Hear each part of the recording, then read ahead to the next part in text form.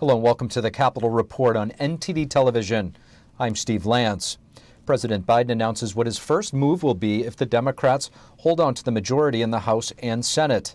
But that's a big if, as the concern over the economy keeps growing. NTD's Iris Tao has more.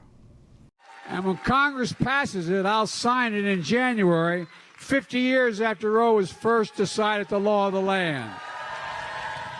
That's President Biden announcing today that the first thing he'll do if Democrats retain control of Congress will be to codify Roe versus Wade. Let's take a listen. And together we'll restore the right to choose for every woman in every state in America. So vote. You got to get out the vote. We can do this if we vote. And Biden also vows to veto any federal abortion ban by Republicans. And that's as he also touches on gun control. And by the way, if you give me a Democratic Congress, we're going to ban assault weapons again. All of these promises, meanwhile, rely on the premise that Democrats win in the upcoming elections. But recent polls have shown Republicans gaining an edge as the economy becomes the top focus. A New York Times and Siena College poll released on Monday shows that more than 40% of potential voters put economy and inflation as their top concerns, while only about 5% say they're more worried about abortion. Republicans, meanwhile, are highlighting economic policies in their campaigns. Here are two candidates speaking in Monday night debates. My desire is to continue to help them fight through 40-year high inflation and high gas prices and other things that our Georgia families are facing right now, quite honestly, because of bad policies in Washington, D.C. While people can't afford the cost of groceries, they're not actually paying attention to the concerns of everyday voters in this state who are getting crushed by the policies that you supported. And some journalists were questioning on Twitter about why Biden chooses to focus on abortion while the economy is apparently a bigger issue. And the White House Chief of Staff responded saying it's not an either or and that Biden will be talking about gas prices on Wednesday. Reporting in Washington, D.C., Iris Tao, NTD News. While the price of groceries and other goods skyrocket, gas is declining just a bit. The fears of a global economic recession have led to a drop in the price of crude oil. It's down $7. According to the Energy Information Administration, gas demand decreased nationally last month as well. The national average for gas dropped by about 3 cents over the past week. It's down to $3.88, but it's still 20 cents higher than a month ago and 56 cents more than a year ago. Amid rising gas prices, the Biden administration looks to sell more oil from the National Emergency Reserves this week. This is according to 3 sources familiar with the matter. They say this is in a bid to lower the cost of fuel before next month's midterm elections. President Biden's announcement could be expected this week. There are 14 million remaining barrels from the 180 million that were released in May. The Biden administration has also spoken with oil companies about selling an additional 26 million barrels to comply with a law Congress set years ago. The sources say the Department of Energy will also release further details on eventually buying back the oil. Early voting is underway in over a dozen states across the country, and over 2 million people have already cast their votes. About 1.8 million of those are from mail-in ballots, according to data on University of Florida's electproject.org. Analysts are saying that this election's early voting is well above 2018 midterms. In Georgia, a record number of early voters have already cast their ballots. Early voting kicked off Monday, and 100,000 votes are already in. The first day record of the 2018 midterms was 72,000 votes. This midterm cycle is expected to have a record-breaking number of voters.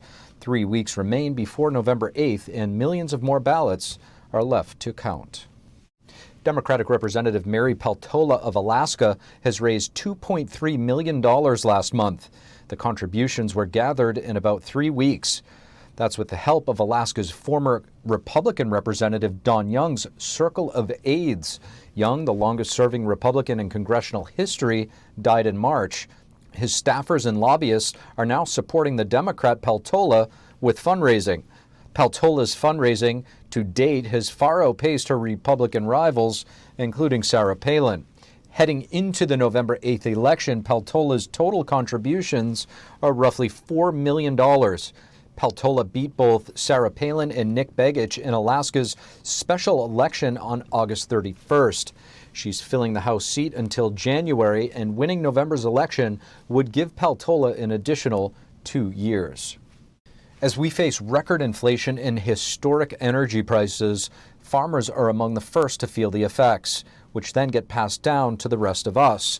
Here to discuss the challenges farmers are facing, we're happy to have on President of the National Black Farmers Association, John Boyd. John, you voted Democrat in the past, if I'm correct. However, as an American farmer, you've expressed frustration with the current administration. What are some of the issues that you're facing?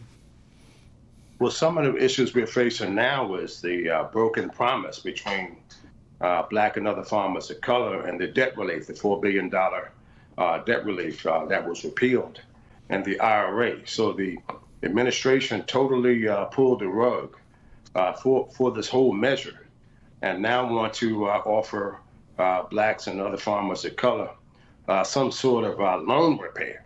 So we went from 120% debt forgiveness, which means 100% of your loan will be written off and 20% to pay the taxes, to some sort of loan modification. And the administration broke its promise, and we see it like a broken promise, like 40 acres and a mule. So this past week, we filed a complaint in federal court, and I brought my mule to Washington. And like I said, the president failed to do what he promised America's Black and other farmers of color. And you're correct, we did vote for him, and I supported him. And last July, at the White House, the president said that he would have a FaceTime meeting with me. Since that time, it hasn't been a FaceTime meeting with the president. I see that as another broken promise. Nor has the agriculture secretary had a sit-down meeting to discuss any of these issues out. So you're saying the president gave you his word to have a sit-down, and that is yet to happen. What is it that you'd like to discuss with him? Well, we want to talk about, why, first of all, why would you break this broken promise to 16,000 farmers of color in the worst economic times in U.S. history for farmers? We're facing a food shortage in this country. We have the highest input costs that we have. We have many farmers who are in farm foreclosure. And people need to understand, once you lose your farm, it breaks your spirit. So it's not like losing a job at a fast food restaurant. You lose your livelihood and your way of life. And land prices has risen in this country. We have people like China who are buying these land farms at auction. And this is a country who still supports slavery. But they shouldn't be allowed to buy land on American soil. We have billionaires buying our farms. I've seen record number sales in Iowa for $26,000 an acre. So we called on the administration to stop farm foreclosures in the form of direct loans, guaranteed loans, other agricultural lenders such as Farm Credit and other third-party agriculture lenders. A full farm moratorium, and the administration still hasn't put that into place. It sounds like there's a wide range of challenges that you as farmers are facing. At the end of the day, do you think all of the challenges that you're facing as of late boil down to the cost of energy? Oh, absolutely. And this is politics, and it is midterm elections.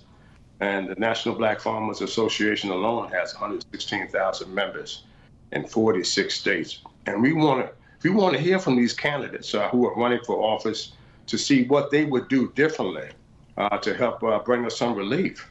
When the richest country in the world, why aren't we helping America's farmers first? And that should include Black farmers.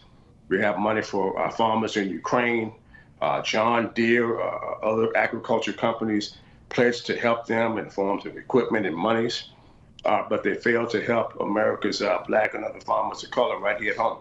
They gave Ukraine $250 million for their farmers for infrastructure, and infrastructure that I've been asking for Black farmers in this country for nearly 4 decades, and we haven't received that. And the debt relief measure that I'm speaking to you about today is a 3-decade-old request from me. And now the administration says, well, We're just going to help distressed farmers and just help them bring their loans up to date. When you don't keep your word, my daddy said that's not a whole man. When you look a man in his eye and you give him your word, the president went back on his word to help black farmers in this country, and we're going to look at that during election time, and we're also going to take a strong look at that during this re-election campaign. He's going to have to come tell us something totally different than what he's telling us right now. John Boyd, really appreciate your perspective. Thank you for having me. Thank you for watching the Capitol Report. If you want to see our full broadcast, check us out at epochtv.com.